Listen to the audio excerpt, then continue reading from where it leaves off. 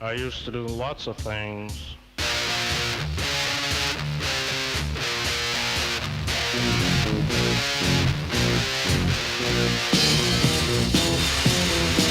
I used to do things and I'd say things and Jesus I was evil. Take things and break things and Jesus I was evil. I never shook baby. I did dip something, a part of my body, into the Atlantic Ocean when I was in Ocean City. No one wants to hear that. Oh, I'm not going to say it, but I'll let you guys decide. Dude, how much better are the beaches here than out there? Not at all. I actually haven't really seen the beach. I guess when we were in Malibu, I saw the beaches a little. In Venice, I saw the beaches, but like the beaches are much bigger there, I think. Yeah. Mine's Wildwood beaches here are gigantic. It's like Lawrence of Arabia, but where I live, it's not as big. It's more manageable. Anyway, that's beach talk. Yeah. I want to share something from. Okay. I think it's safe to say our biggest fan, which is my Aunt Claire, who I should say your biggest fan. She's so she sent me this. These are sweet. So they're like these Invasion of the Monster Women. These like figurines still in the packaging. Oh, that's cool. How cool is that? That's awesome. You know, it says 2002. They seem even older than that. Yeah. They look very. Maybe that's just what they're going for. They look very like mid-century space age. Yeah. The back says they came from outer space, a race of voluptuous mutant females with the bodies of insects and reptiles, so horrifying that women and children scream at the sight of them, yet so beautiful that no man can resist their charms. And their names are like Draconia, Vampira, Serapede, the Scorpion Queen, Reptilica, and Tarantula. That's awesome. Sweet, right? Yeah, I love stuff like that. So thank you, Aunt Claire. She's a regular listener. Yeah, thank you very much. That's cool. Let's see what it's called accoutrements. It's just the business. I'll look up the restaurant. Says they're in Seattle. Seems like something that would be in Seattle in like 2002. So I love how in the 1950s. I mean, you know, obviously we don't have enough time to do it this year for HorrorFest, but maybe next year we'll do like, you know, like Atomic Age horror films. Yeah, sure. Isn't the Blob like Atomic Age horror? Oh yeah, and it's funny because like, you know, because of you know, like the fears of mutually assured destruction and everything. Like there are some like giant monster movies. So of course you had the Blob, and then you had like I think It Came from Outer Space or something. But it's funny because then they started like taking bugs and then just embiggening them, and then they would attack some small town. Right. And then Godzilla would be like considered. That's right. Atomic Age. Yeah, we could do that next year. Yeah, that'd be fun, kitschy episode. But it's funny because they started to run out of ideas, so then they had Attack of the 50-Foot Woman. So it's but yeah, that'd be a fun episode to do sometime. You really can't please this one.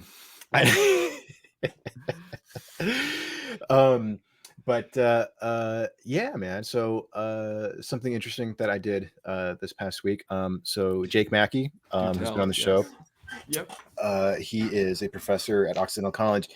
He hit me up for to visit a talk at Occidental, and it was hosted by Musa Al-Gharbi, who you know we follow and we're fans of. I believe he's a social scientist and sort of heterodox thinker, that type of guy. And so he's on a book tour right now because he just released a book. And you know, by the way, Ben, I know I texted you about this, but I got you a copy. Thank you very much. So that is the cover. I was like, wait, is that like something wrong with it? But that's the point. It's like there's a big black circle on it. Gotcha. Yeah. So I wonder if that was a reference to the blackout thing with Black Lives Matter. Oh yeah, maybe. So I listened to him and was such a he was like an immediate follow. I heard him first on Blocked and Reported only like 2-3 weeks ago. So we brought that, you know, their podcast we bring up on this podcast where we like to do that. And that's one of my, that's one of those podcasts that it's kind of undefinable. They call it, it's like internet bullshit kind of just stuff in not like random shit. There's definitely like threads throughout it, but a lot of it's like cancellation campaigns, crazy progressive stuff, internet culture type things, or like right wing hysteria to minor things. So just kind of like any like anything drag queen story hour type stuff, trans things. And he was on there, and like sometimes their episodes are hit or miss, but they're usually only like 45 minutes to an hour. Right. But some of them are so good that I listened to him, and he was like an immediate follow. And it was it's very funny because I actually hadn't heard of him before that. And I don't know, had you heard of him? Yeah, he's someone who I've been following for a little bit. Okay, well, I hadn't. So when you said you're going to see him, I'm like, wait a minute, is that the same guy? And it was, and that's very cool. So was he nice? Oh yeah, super nice guy. Very engaging speaker. And so he's on a book tour to promote this book called "We Have Never Been Woke: The Cultural Contradictions of a New Elite." And so the whole point, we've definitely touched on this a fair number of times, but he does a much deeper dive into it. But the basis of the book is how a lot of major institutions, like higher education, the media, the tech sector, major corporations claim to be very progressive and forward thinking, and claim to be helping to promote the causes of people of color and LGBTQ and blah blah blah. And yet more often than not, at best, their efforts do nothing, and at worst they actually harm or like actually set back these groups. And so he does a super deep dive into this stuff, with like he just, they're like charts and graphs and like a deep analysis and stuff. And here's the thing. So I listened to him recently on the Heterodox Academy podcast, and I think he's like a member of that organization as well. But he does not come off as right wing in any real sense. He came off as a pretty progressive guy, but he. Oh yeah, I think he's a conservative. I don't think he's right wing or a conservative at all. Yeah, I mean, I don't want to speak for him, but I mean, like a handful of times that he did kind of mention some of his, policies or his stances. It's like that does not seem like a right wing thing. But his whole thing is like, if we're actually going to help marginalized communities, like let's focus on actual issues. We can't just keep throwing money at a department. Say, look, we spent $12 million on this whole department, and then you fill it with a bunch of people who are making 70, 80, 90 grand a year, and it's just bureaucracy, and it does nothing. And in fact, might even be taking money away from scholarships that would help people, from programs that would actually help underprivileged people. But he does like a much deeper. It's a fairly thick book. I think it's like 320 pages long, it's over 400 pages long, I think. He's really like he's a professor at Columbia. Yeah. Right. Sociology. Like you would think this guy is like lockstep into like the whatever the progressive mainstream is. Yeah. I'm actually surprised about that. I mean, he's black, he's Muslim, and I say that because he's brought that up to kind of point out like, hey, look, kind of a giveaway. Yeah, like I'm pretty intersectional, and yet if I don't fit, so actually the talk definitely touched on that subject of how sort of virtue signaling sort of things don't really help. But he actually it was actually pretty inspiring, his story. So just to kind of briefly sum it up, he's got a very prestigious background. He graduated from major universities and got his advanced degrees, and he's written for like The Guardian and The Atlantic. So he's a very on paper, he's a very like mainstream guy, right? But he actually first got canceled like in the early 2000s by the right because because he's Muslim. So it's just so funny how like the modern left reflects, like back in like the 2000s, right? Yeah. So I remember him talking about that. I can remember the specifics, but like it didn't seem very bad. He wasn't like 9/11 wasn't that big of a deal, right? It wasn't like something like that. It was something that today actually probably like a lot of right wingers might even agree with. Again, I can't remember the specifics, but it was something, might have been like maybe we shouldn't have military bases, bomb all these kind of and all that. I don't know exactly, so you're right. I know he talks about in the episode. And actually, by the way, let me correct myself. I think he was at Columbia. Now he's at Stony Brook. I can't. Yeah. Okay, he's at Stony Brook. Anyway, But yeah, he because it was a pretty sort of like, hey, let's not get involved in some things that might not help us. And so, but like he got labeled by the right as like, oh, like he's defending Islamist like terrorists. typical crazy Muslim professor indoctrinating. Yes, Yeah. exactly. Yeah. When it's funny because like now you see the left do that, where it's like if you're a very Sure. progressive person and you take a moderate approach to something, it's like, oh well, now you're a white supremacist, or it's just like. But it's funny. So like he actually got canceled more by the right. He experienced more of that like in the 2007, 2008, something like that. So he actually talked about it's funny because like he's such a very like nice guy, and but he a big part of his talk was sort of like how being authentic actually helped him. So even though on the surface it might have cost him a lot of job opportunities, he's like, look, I have this very, and he didn't say this like in a bragging way. But he's like he was mentioning like pull quotes from like the Atlantic and the Guardian and the Washington Post saying, oh, like one of like the best, most enlightened thinkers of our time, and this and that. He goes, but that wasn't the thought 10 years ago, even when I had all these degrees and this and that. Right. And so even with this, prestigious background, I still couldn't get a job at a halfway decent university. So he goes, I instead just kind of be more open about my heterodox views. And if any, so even though I lost out on a lot of job opportunities, actually it whittled down like places I probably would not have survived at. And it actually attracted the attention of people of institutions and universities that were like, yeah, we're open to that. Okay. Yeah. We'll actually fly you out to interview. So I'm glad he gave this talk in front of a group of college students, saying, look, like, yeah, you might endure a little bit of heat by being honest, but at the same time, other opportunities that will be a better fit for you for you as well. So how did the students at the talk receive it? They received it really well. So I believe the group that invited him, it's a group that I think Jake Mackey is a part of. I think they're called the Persuasion Group or something like that. But so the whole thing is just sort of like open debate and free expression, and let's discuss ideas without labeling each other stupid, ridiculous things and stuff like that. So it is sort of like the on-campus heterodox group.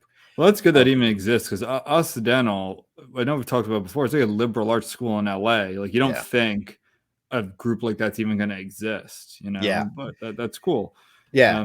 You'd be surprised sometimes too. Sometimes it's like kind of iron sharpens iron, where like I heard once there's back when I was like a regular Bill Maher watcher, kind of like 2016, 2017, that time. I remember he had on a young Republican from California, and he was like, yeah, like UC Berkeley is the largest Republican student group in California. He's like, I did not know that. It's like, yeah, like you wouldn't think. It's kind of like, well, because they're so spoken out, as long as you're not afraid, it kind of is like, well, there's more of us than you usually think at any school, tends to have more diverse opinions. It's that I don't even say one side, like 80% of them don't want to speak up, right?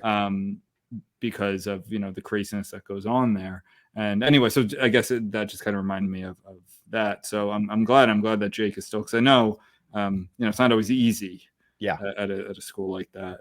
I'm glad they and it's funny, so when I was there, it was held at the campus there, and I'm walking around the lecture hall, and I'm seeing posters. I should have taken a picture, but there were some like ridiculous lectures, just crazy. I mean, this is just postmodernism in action, where it's just like finding, I'll give him credit for being creative, because I think a big part of creativity is finding connections between seemingly disparate things. But it's like when this is being taught to kids, it's like, and again, I'm not against it, but it's sort of like, this seems like such a useless waste of fucking time. It was something like, finances, indigenous and South American fascism, or something. It's just some ridiculous, like, like how do these things have anything to do with each other? Well, because I think academic, like there was a time actually where I considered like the academic route, and there was this whole thing. It's like all about specializing in the most kind of obscure ways and finding your niche. And I just like, especially at a school like Occidental, where, I mean, probably like any school really, like I'm of the belief that if someone wants to invite you and there's the space for it, like as long as everyone gets that opportunity, sure, you're not running other speakers off campus, fine, let them have the indigenous, anti-fascist, whatever speaker there, just so long as you let the young Republican club have theirs or whatever. Right, exactly.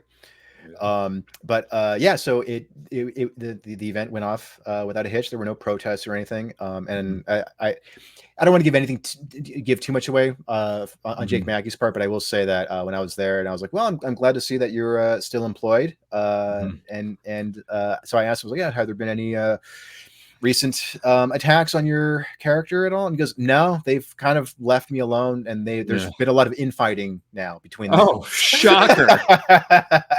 You can always count on it. They always eat their own. It's honestly like it's a race to the bottom. It's just whatever's the craziest cause celeb, like whatever it is, they're gonna, and then people aren't gonna agree with it. And it's actually kind of nice. It's like a natural, I don't know, it's not like a Darwinian theory, but like they're gonna just it's like cannibalism. They're just gonna cannibalize themselves, and that's gonna turn more people off who are gonna become either heterodox or right wing or whatever. And we'll be there with open arms. Come to us. But it was a very cool talk, very fun event. And I saw Mike Bowen there, who we had on the show. Did you? Yeah, he was there. Yeah, I want to have him back on. He was great. Yeah, no, I ran into him, and he was like, "Oh, that was a lot of fun." Yeah, yeah.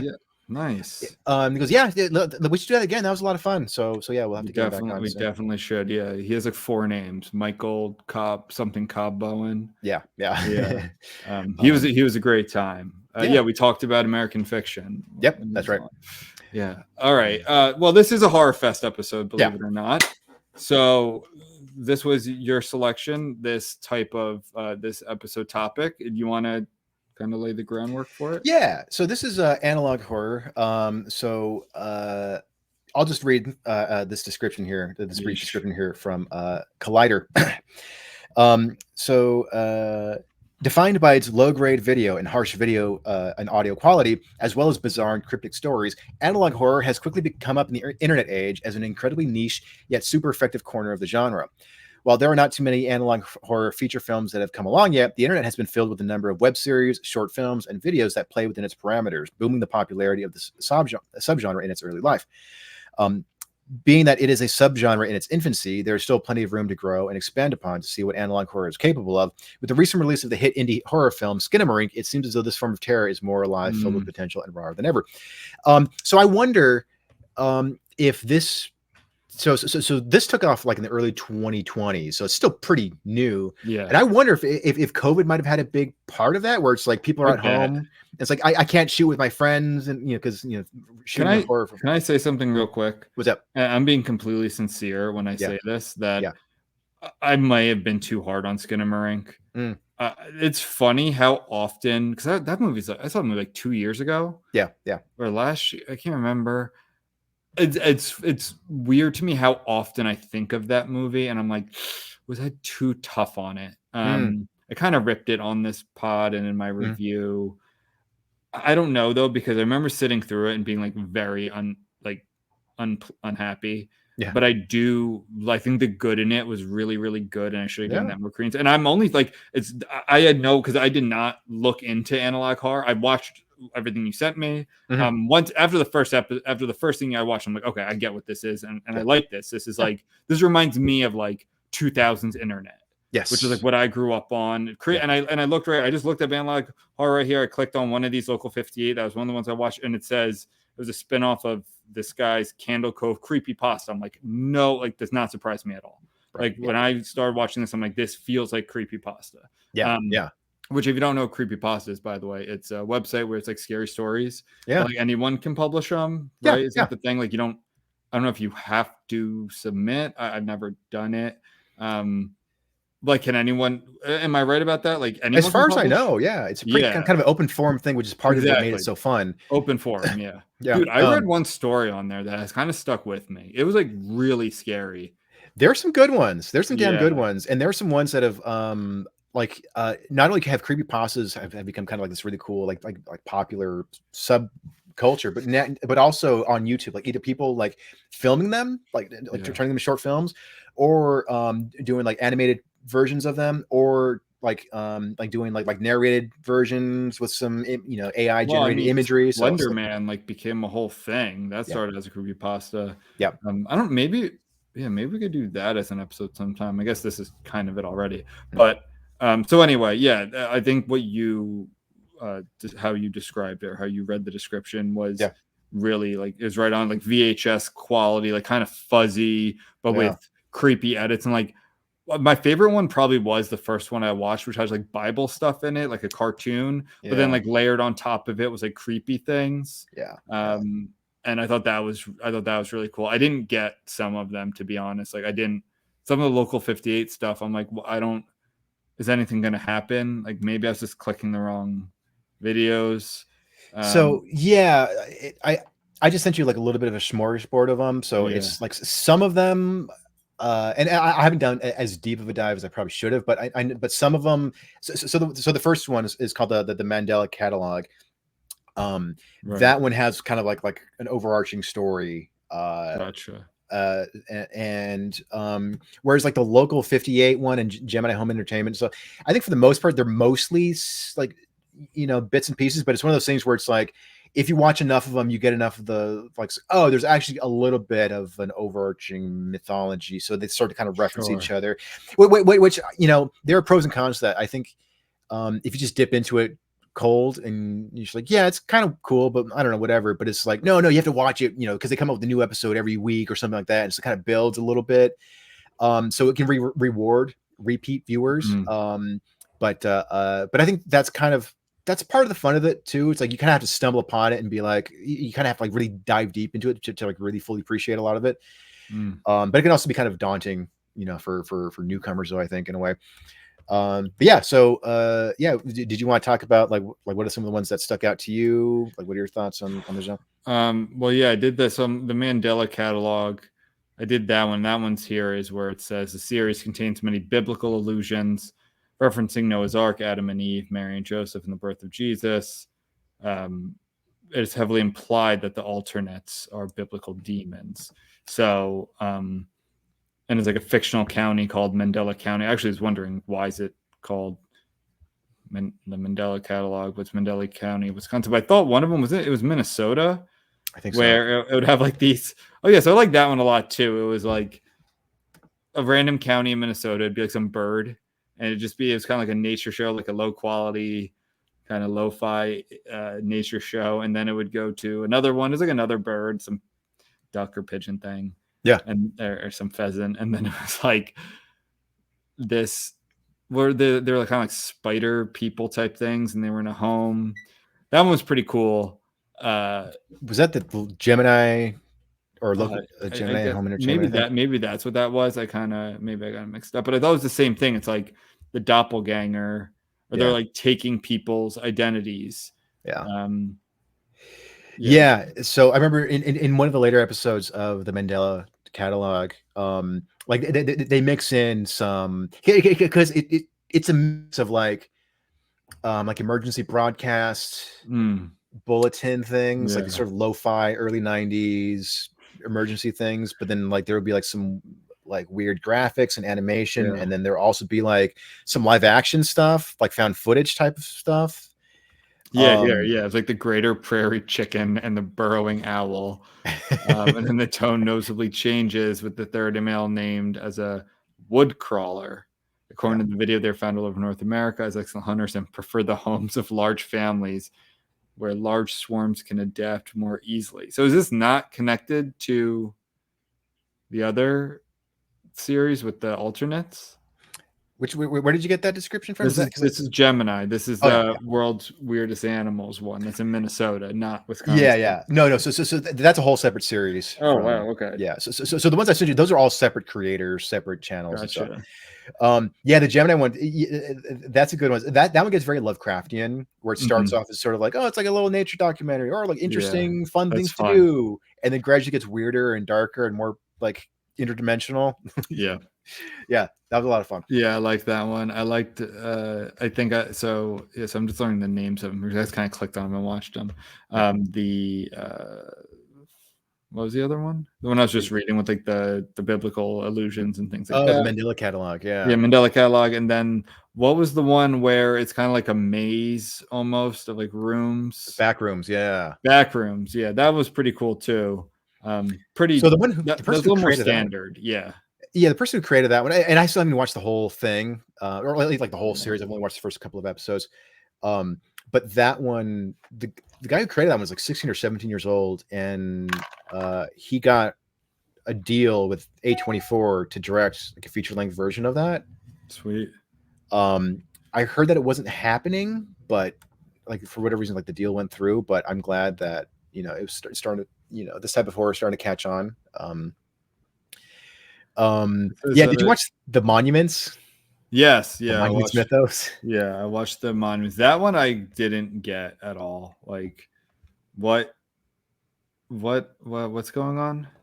So for aliens, example, like there's like people, like there are these, is it like spray paint or some like warnings on Mount Rushmore? yeah, so they all Yeah. kind of follow a similar format. So for that one, it's like for that general series, the main theme is like, let's take these famous historical monuments and then add a sort of conspiratorial element to it, of like the government, of like maybe this like leaked footage of something. So for like the Mount Rushmore one, where it's like it just starts off with like activist graffiti, like, oh, like blood on America's hands and this and that. So then like, okay, but then there's a piece of graffiti on there that says like, I will release the virus next week or something like that. Right. So then now like they're patrolling, and so like it just has clips of like filming Mount Rushmore each night for a week. And it just gets, so at first it's just like you see like a shooting star in the background, like on night one, and you're like, whatever. And then like the next night, it's like you see briefly in the background like a figure, and then it just cuts away. And so like each night just gets a little weird. And then like the final one just has like all these weird things growing out of like, yeah, it's like they're wearing masks or something. And yeah, that was pretty cool. Is that its own thing? yeah. And so there's one where like the Statue of Liberty, and again, it kind of starts off like, oh yeah, it was given to us by the French in 1870, whatever. And then here's some interesting facts about it. And then there'll be like some old footage from like the 50s or whatever of like the Statue of Liberty like moving, like it's splitting in half, and then like a giant like spider leg sticks out, and then but then it cuts away. So it's like, what's actually hiding in like the statue? But like, again, it gets pretty Lovecraftian, where it's like, what are these weird entities that are hiding within all of our and kind of conspiracy theory ish, like all these entities hiding in all of our monuments. Does it certainly start on 4chan, the Backrooms? Oh, did it? Yeah, that's what it says. Our fictional location originating from a 2019 4chan thread. Original creepypasta. Interesting. Anyway. So I've only watched bits and pieces of it because I heard it kind of drags, but I know it was very influential on the analog horror genre. Is the series called Marble Hornets, and it was one of, I don't think it's the creation or the origin of Slender Man, but it definitely helped popularize it a lot. But what was cool about Marble Hornets, and it might still be going, I'm not sure, but Marble Hornets was it was basically found footage of like a group of friends who live like in a small like rural county, and they're being haunted by this Slender Man guy, but like it was heavily influenced by the Blair Witch Project, which is often cited as like proto analog horror as well. But the cool thing about Marble Hornets was that it really took advantage of the internet, because when it was coming out, I think it came out like in the 2010s, I think. But like it utilized social media, so it made it seem like the account was real, like this person was like gradually releasing these videotapes of this person and their friends gradually going insane because they're being haunted by this thing. So that's kind of seen as like, often seen as like the first example of analog horror. So Slender Man is a big part of that. I heard after a while it starts to just kind of drag, and then it kind of gets very repetitive, but it might be worth checking out at some point. Yeah, I mean, Slender Man, even there's a documentary on it, and I always say, like, I actually hate documentaries. I think a lot of them suck. Yeah. They do the opposite of what they're supposed to do, which is like inform people of something in great detail, and sometimes with like a personal touch, but they usually just omit extremely important information that gives substance and context and that sort of thing. So take all that. While I say that, like, there was this stabbing or like this killing that took place among some girls who like said it was Slender Man. Like, I don't know if you heard about that. I think it was in Wisconsin, actually. Okay. I'd have to see, but I mean, it may be just a tangential connection, Right. and I kind of just blamed. I just typed in Wisconsin to look this up. Yeah. Wisconsin Slender Man stabbings. But anyway, yeah, I have not spent all that much time on creepypasta. Oh, here we go. Oh, it was in Waukesha. Isn't that where the Some riot or whatever? Or no, Where's that? no, the making a murderer guy was? oh, Maybe not. Yeah, so it was in Wisconsin. So on May 31st, 2014, in Waukesha, Wisconsin, two 12-year-old girls lured their friend into a wooded area of a local park and stabbed her 19 times to appease the fictional character Slender Man. They're both found not guilty by mental disease or defect and committed to mental health institutions. That's pretty nuts. yeah. Yeah. It's kind of like the devil made me do it type of thing. Yeah. So yeah, I'll just read a little more from the Collider article here. Even though analog horror has really found itself in the internet age, its roots go all the way back to the 1990s. While 1999's The Blair Witch Project can not exactly be labeled as analog horror, it did set a precedent for the stylistic and emotionally disturbing qualities of these stories. The film is shot on both VHS tapes and grainy black and white 16mm, with the nighttime scenes being particularly difficult to see what exactly is going on through the shoddy image quality. Not only did the film itself lay the groundwork for the genre's visual language, but its marketing did as well. The filmmakers behind the Blair Witch Project built up hype for the film by trying to fool people into thinking the film was real. Missing person posters and fake police reports were created and shared all over the internet to build up suspicion as to whether the film's contents were real or not. This is all in service of the story of three college filmmakers going out to the wood of Burkittsville, Maryland to find the mythical Blair Witch, an object of a fake urban legend made for the film itself. This approach to creating what feels like a long-lived urban legend is now a staple for modern filmmakers working in analog horror, just in another way that the Blair Witch Project set the stage for things to come. So, what I do love about the analog horror genre is that I think, it really kind of democratized horror filmmaking in many ways, because I mean, a lot of the stuff is just done in editing. Like there's you don't have to have a nice camera. You can shoot this with your phone. And if you have like decent editing software, which you can often get for free or dirt cheap nowadays, and just a lot of imagination, like you can create something really cool and creepy. So I'm and also just being clever with the marketing and social media. So I want to read a little bit more about the internet and its influence on analog horror. As we moved out of the 20th century and the internet became more present in our lives, tons of filmmakers found ways to make our nostalgia for yesteryear terrifying.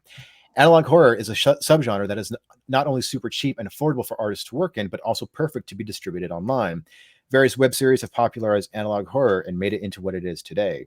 Shows like Gemini Home Entertainment, the Mandela Catalogue, and Local 58 are all analog horror series that helped create the modern definition of what the subgenre has to offer.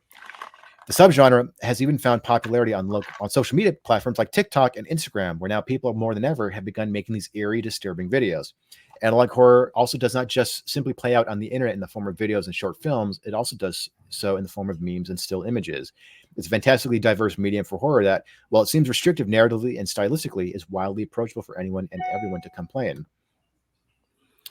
Yeah, I was going to say that too. It definitely democratizes horror, which is cool. And I think horror has always kind of had, and I think to this day, it's one of the most democratic forms of, because like a lot of times you don't need all that much to build suspense. A lot of horror can be shot at a single location. Yep.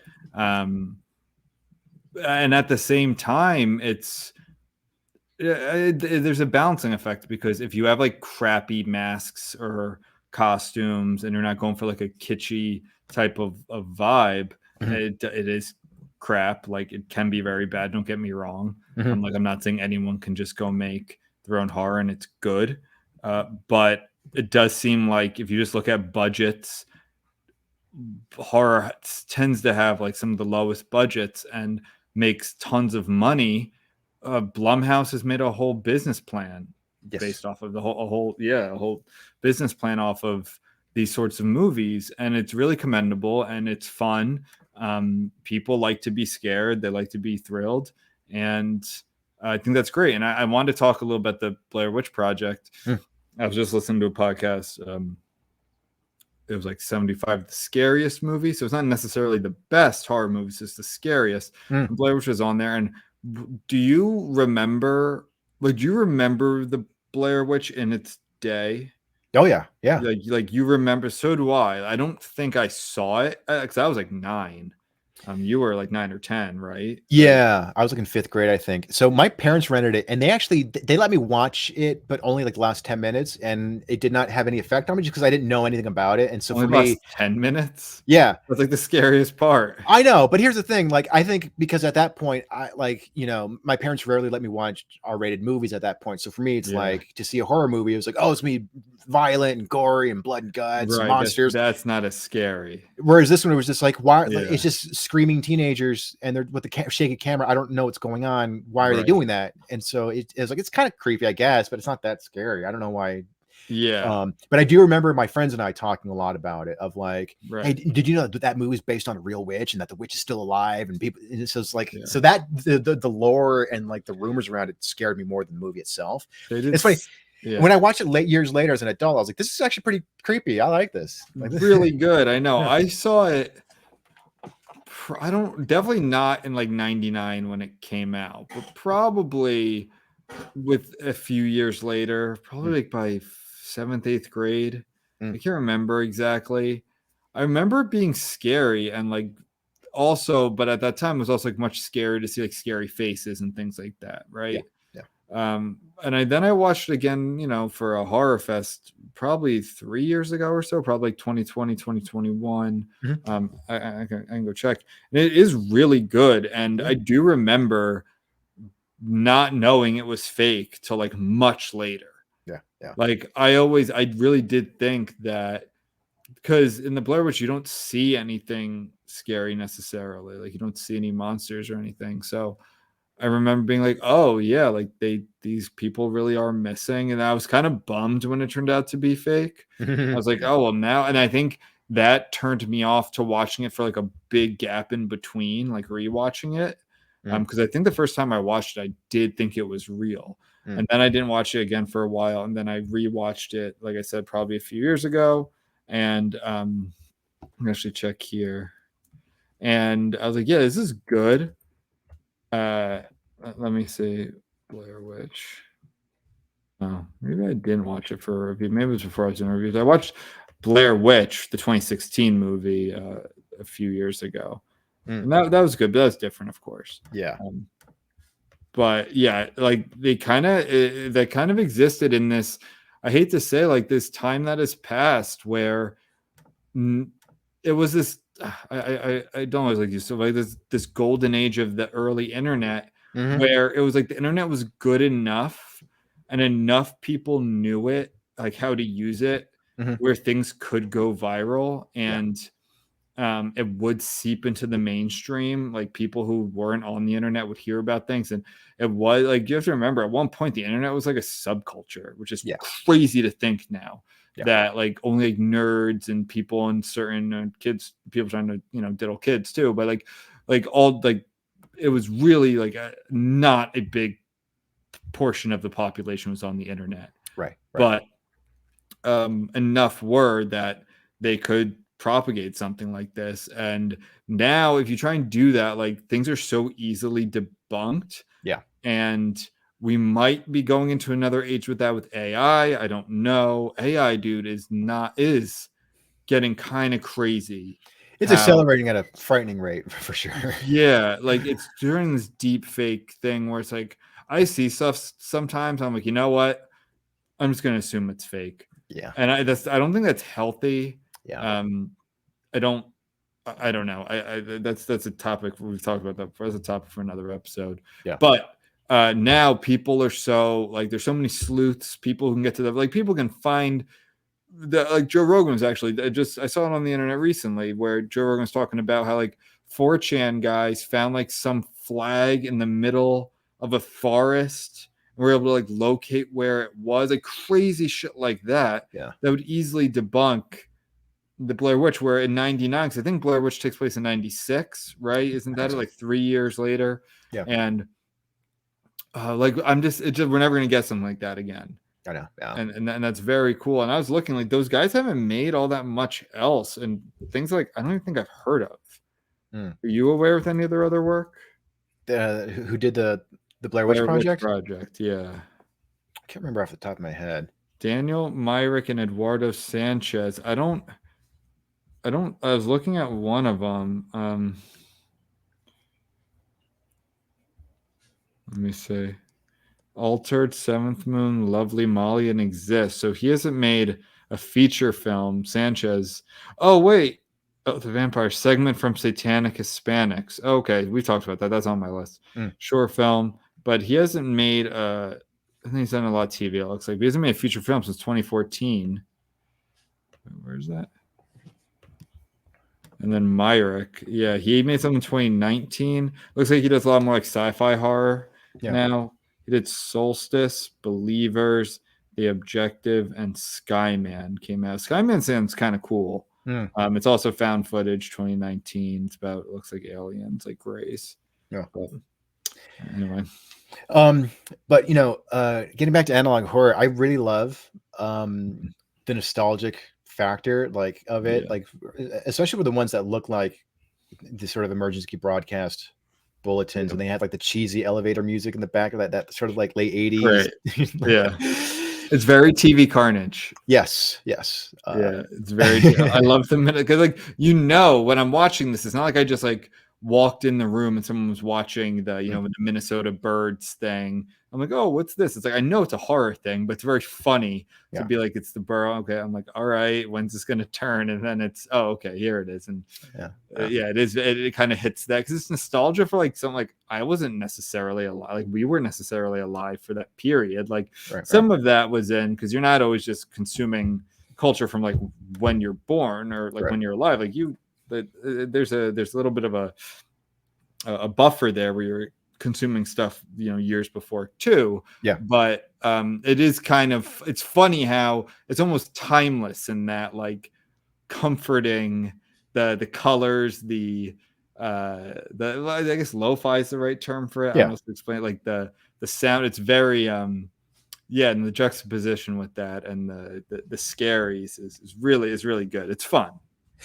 So I want to talk about something related to this, which is, we are talking about how with horror, you do not need a big budget to pull off something, effective. Right. And so I have here, this is an excerpt from Roger Ebert's review for the the Cabinet of Dr. Caligari. And he gives it a 4-star review, but he brings up something really interesting here. He says, all a horror film need promise is horror. The unspeakable, the terrifying, the merciless, the lurching, monstrous figure of destruction. It needs no stars, only basic production values, just the ability to promise horror. And I think analog horror really exemplifies that particularly well, because like 90% of what we've seen is just stuff that was edited on a computer with some cheap editing software and some like, stock music and some, doctored old-timey images and stuff like that. But so a great example of this, it was from Local 58. This one, it was like an emergency broadcast bulletin from the 1970s. And so do you know what happened? Because at the time there was not a whole lot of programming going on, so it's like at midnight or something. Do you know what TV stations would do, what they would broadcast? Oh yeah, I used to watch that stuff. It would just be like infomercials and this is before infomercials. Like this is like still early days of television. It would just be like filler, right? Like just usually it would just be like the national anthem and like those color bars. Like that, I swear, I'm dead serious. Like that's what a lot of channels did at the time, because cause you only had a handful of TV shows, a handful of channels. So it's like, okay, everyone's in bed by midnight. Let's just show, colored bars and the national anthem. Yeah. Or sometimes maybe they'll show like a bulletin of like, like the weather for the rest of the week or something like that. But it would just, there was very little that would go on past 11:30 or midnight. Yeah. For a long time at least. So this is meant to look like that. So it had like, it was interesting. So it starts off, it's like a message from the president, and it says, "Dear Americans, unfortunately the worst has come to pass," and they're playing like the national anthem, and it looks very authentically 70s. Yeah. And so it has like that the worst has come to pass. Unfortunately, we must bow down to the invaders, but our spirits will live on. And then it gives and it has the national anthem playing like this very like 1940s recording of the national anthem, but it's going lower in pitch, so it just creates like this sort of like this weird doomsday announcement from the president, and then like then the music's getting a little warped. And then it has like instructions, like these very like basic lo-fi like stick figure instructions of like you and your family go outside, put the gun on your mouth, take care of the children first, start with a calm tone, and then it's saying this, yeah, and then shoot yourselves. We're gonna have the military patrolling, so this is mandatory. So it's like, and then it cuts to like, oh, we're terribly sorry, that was a hoax. And so it's just like, what the fuck, like who like like some like weird like late night 1970s shenanigans, or was it real? And then like somebody like the crisis was averted at the last minute, and then like dude, this just gave me hold on, I'm gonna say this off, this is bad radio, but I'm gonna say this after you record, because I just had a really good idea for something. Okay, all right, keep talking. But yeah, again, this is all just done with basic editing software of like this doomsday scenario being like this situation that's being delivered from the president, and it's like the next best thing for us is to kill ourselves as families together as Americans. Do you send me that one if I'll send you that one, yeah, if you know where it is. But again, it's like Roger Ebert said, it's the promise of horror of you don't have to show the monster, you don't have to show the alien invasion and people killing themselves. It's just a bulletin. It's just words on a screen with a staticky version of the national anthem playing in the background, and it just creates this really unsettling experience. Yeah, it's fun. I'm because I do remember, like, I guess I had problems sleeping when I was a kid sometimes, like, and I would be up that late watching things. Like I didn't have a TV in my bedroom growing up, but we did in our basement as a pull-out couch, and so on weekends and things like that, I would be up just like, why, I don't know why, but I'd just be watching like it's actually had a huge impact on my life, I think, and what I find interesting, and that's like the preachers, they'd be like hawking the holy water or the little green cloths or whatever that is, and I was just like enamored with these guys. And I always remember, I'd be like little, I'd be like, oh well, if I ever run into any trouble, I'll just get some of that holy water or something like that. I actually wrote about that in one of my books. There's a recurring character who was one of those preachers, but like that's what I would always think would be on. Would be those characters. I think those started to come on more like in the 80s and 90s. Yeah, I think, but like in the 50s through the 70s, it was just like, well, we ran out of TV shows, so let's just like C-SPAN shit, like in Always Sunny, where there's just like the dancing guy. I don't know if you've seen that episode, or like the dancing babies and the adults in like diapers and stuff. Oh, had to be that.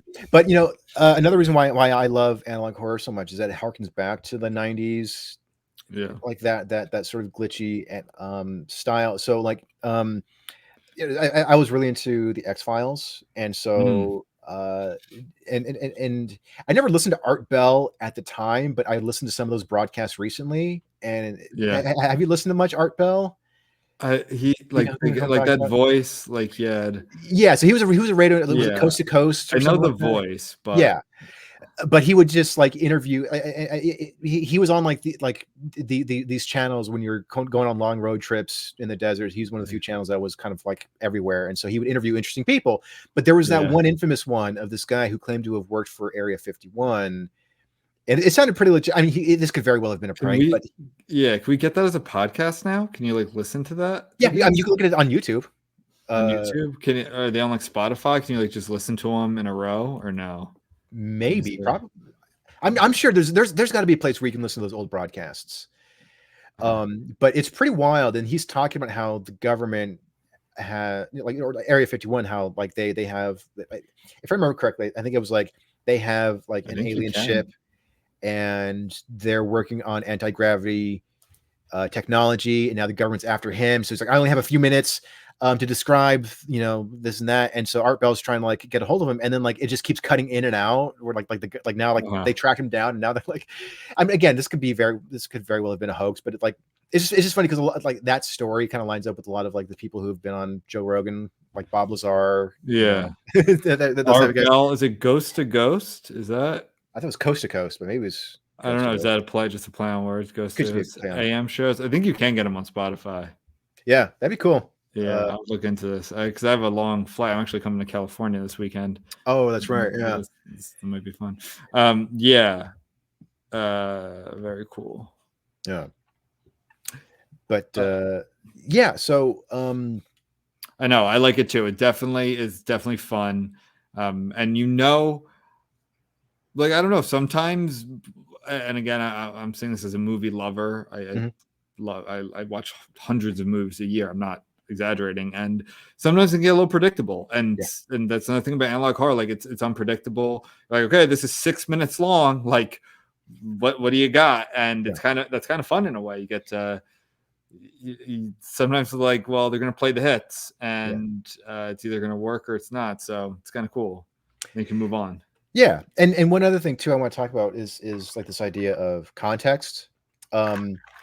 So there is an amazing bassist named Victor Wooten, and he talked about the importance of basis, the importance of context in music. And he goes, yeah, there's like this pervasive idea that there's such a thing as a wrong note in music, that if you're soloing, you hit a wrong note and it really sticks out.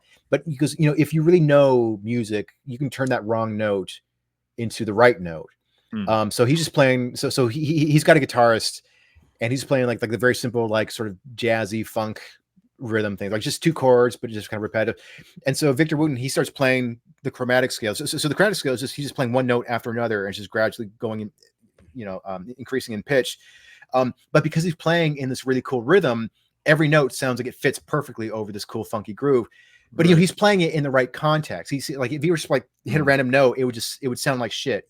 And even if he played the note in like that was in the right key, because he was off time, it would still sound like a wrong note. But because he's playing this really discordant scale, but with the rhythm, it sounds good. And so the reason I bring that up here is like, again, going back to this idea of, okay, it's just, a late night, broadcast, a message from the president. But then like the messaging just gets weirder and weirder. And then the national anthem gets more and more distorted. It's like a handful of elements that come together really well. It's like, like that did not require a budget. That didn't require actors and production values. It's just this great combination of disturbing elements, and it resulted in this really cool product. So I want to watch that one. And by the way, it is Coast to Coast. I guess that's just a play on words where it's Coast to Coast. Oh, okay. But someone uploaded all these, so there's like it says the whole collection should be complete. There are some copies. So like, this is just a fan, Ruben Lara. So 30 episodes. So if you type in it says all Art Bell Ghost to Ghost AM shows, and the best shows to ZZZ to I don't know exactly what these things are, but anyway, you can find it. I'm definitely listening to some of those. Yeah. Anything else left on analog horror? It's just something that I haven't consumed enough of to have more to share than the 5-6 clips you sent me or that I was able to watch. But it's definitely cool. I didn't even know it really existed until then. Oh, what I'll say is this: if you're looking for, so definitely check out analog horror. Like it's not the same as watching a movie. It's a different type of sensation. It's very enjoyable. We want a movie that kind of has nothing to do with analog horror in that sense, like in substance, but in a movie that has a feel, that's a modern movie that has a feel from its time. Is I just watched and published the review yesterday, was Late Night with the Devil. It's really good. I give it an 89, and it looks like a 70s movie. It's like I said, single location. It's creepy, it's schlocky, but it's fun. Maybe schlocky not the right word, but it's like some of the characters are schlocky because they're playing. You can't tell who is who's kind of like a like a charlatan who is legit. It's really, and David Desmalkian is one of those actors who kind of was always like a character actor, it seemed like. Yeah. And here it feels like he gets his first lead. I don't know. I haven't seen all of his catalog, but he's always like a creep. I think he's in Prisoners, and he's in a lot of movies where he's kind of like a creepy weirdo. But here he's playing a talk show host who's always kind of second fiddle to Johnny Carson. Like he can never kind of catch Carson. So maybe he sells his soul to the devil to get a leg up. That's not really a spoiler. It's part of the setup. Like pretty early, you start seeing some really creepy things happening, and it's really, really good. Like a tight movie. It knows exactly what it is. It's like 95 minutes or something, and I highly recommend it. It was a sweet watch that feels like the time period it takes place in. Sweet. Yeah, highly recommend. Yeah, it's not like an exorcism movie. It's definitely like a demon movie, but it's really cool. There's my favorite character in it, and then I'll stop. My favorite character in it is this guy who's like a great magician, and he's kind of turned into one of those guys who he's like the wet blanket. He like kind of ruins. He's like the hoax like debunker guy. Debunker. He's like a professional debunker now, and he's really good at it. But he's like, this is how these are done. Don't fall for this shit, right? Yeah. It's like the guy is like, I'm sensing someone named Sarah. Yeah, like those kind of guys. Yeah. There's one of those in it. He's really good. And like I don't know, it's just a really good movie. So definitely check out. I think you can stream it now. I rented it at the local library on DVD, and it's very good. Awesome. Yeah, I've been hearing amazing things about that one. So yeah, really, really good horror movie. Yeah. Awesome, man. Well, next week we are doing what's the Giallo. Yeah, we're doing Film Giallo to end HorrorFest. We'll explain what that is next week. Hint, it's Italian. Yeah, we'll talk plenty about Film Giallos. And so stay tuned. Yeah, hell yeah. Fight the crits in the meantime. Yeah, and stay spooky.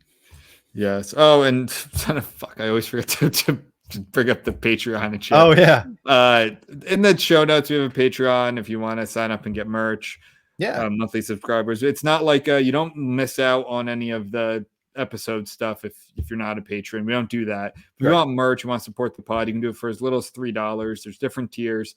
Feel free. You can buy us a beer by sending money through PayPal. You can like and subscribe, of course. Share with friends. Share with Nana. All those sorts of things. Yeah. Tell your friends. Tell your moms. Yeah, and let us know if there are any interesting cultural topics you want us to touch on as well. So yeah, love to hear from you guys. Doesn't have to be horror. It can be anything. Yeah. Literally anything. We'll talk about literally anything. Yeah. All right, everybody. Not the Jews. Yeah, we're not gonna do that. Bye.